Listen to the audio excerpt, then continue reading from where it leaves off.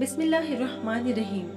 एक बहुत ही सेंसिटिव सा इशू आपके सामने लेकर आई हूँ कि किसी भी गैर मजहबी एक्टिविटी में हमें उन्हें विश करना चाहिए या नहीं, चाहे वो क्रिसमस हो, चाहे दिवाली हो, चाहे होली हो, चाहे और कोई भी त्यौहार। इस सवाल के जवाब के लिए हमें ये जानना चाहिए कि इस्लाम इसके बारे में क्या कहता है।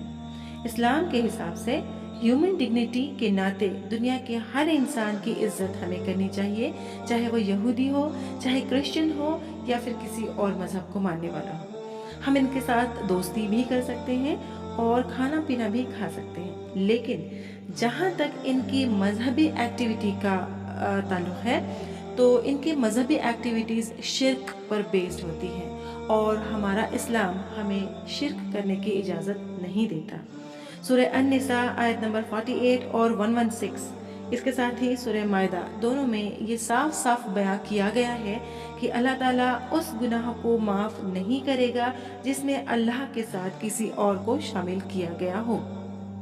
कुरान मजीद में ईसा अलैहिस्सलाम को हमेशा इब्ने मरियम के नाम से पुकारा गया है, इसलिए ये कहना कि अल्लाह को बेटा पैदा हुआ नाउज़ुबिल्लाह बहुत बड़ा गुनाह है, बहुत बड़ा शिर्क है।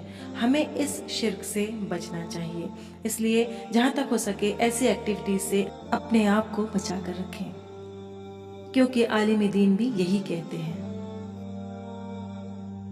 अल्लाह सुब्हानहू व तआला फरमाते हैं कुरान मजीद में सूरह मरियम में सूरह नंबर 19 आयत नंबर 88 to 92, अल्लाह ताला फरमाते वक़ालु इत्तख़ज़ुर रहमानु वलदा। वो लोग कहते हैं कि अल्लाह सुब्हानहू व तआला ने बेटा जना। लक़द जीतुम शय्यन इद्दा। उनने अल्लाह सुब्हानहू व तआला को सबसे बड़ी गाली दी। अगर आसमान को एहसास होता तो आसमान फट उठता। वतनशक़्क़ुल अर्ज़ु, ये जमीन खुल पड़ती।